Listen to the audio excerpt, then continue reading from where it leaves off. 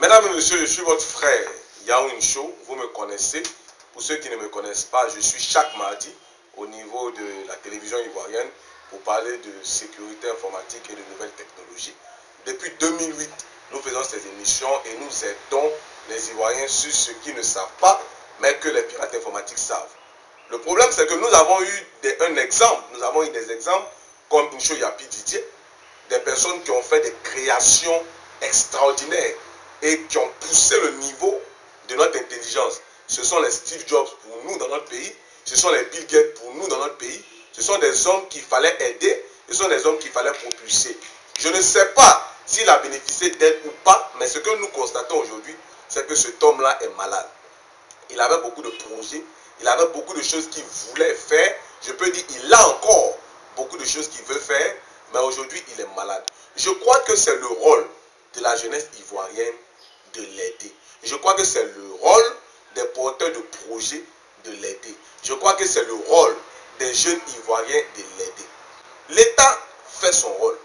Nous avons eu la visite, par exemple, du ministre de l'Enseignement supérieur que nous voulons remercier, qui allait donner un signal fort, qui allait le soutenir. Déjà, c'est une très bonne chose. Mais je crois que les jeunes Ivoiriens doivent faire leur part. Doivent faire leur part d'abord pour montrer qu'en Côte d'Ivoire, il y a des génies. Je crois que le mouvement que nous avons commencé depuis hier, jeudi, a permis à beaucoup de gens de savoir qu'il y a des génies en Côte d'Ivoire.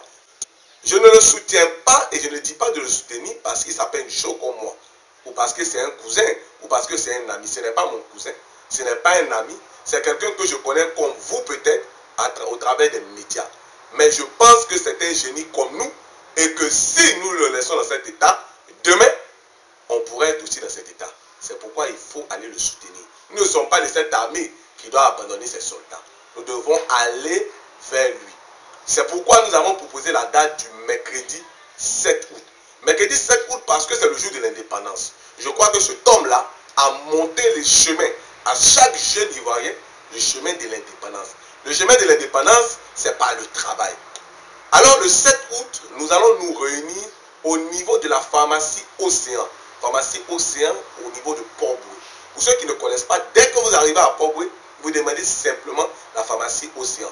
Vous devez être là au plus tard à 14 h. Au plus tard à 14 h. Je ne suis pas là pour organiser une collecte de dons. Je ne suis pas là pour organiser une collecte de dons, une collecte d'argent.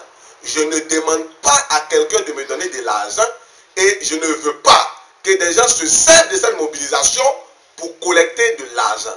Celui qui veut emmener de l'argent, celui qui veut apporter de l'aide, se déplace avec cela le jour J, c'est-à-dire le mercredi 7 août, à 14 h, afin de partir sur le lieu et afin d'apporter notre soutien. Nous attendons beaucoup de jeunes. Je n'ai pas dit que nous attendons des milliers, je n'ai pas dit que nous attendons des millions de jeunes, mais nous attendons beaucoup de jeunes. Nous croyons que les jeunes vont réagir et que les jeunes, parce que tout simplement les jeunes se sentent concernés. Si tu te sens concerné comme moi, il faut venir. Merci pour ceux qui ont appelé de la France.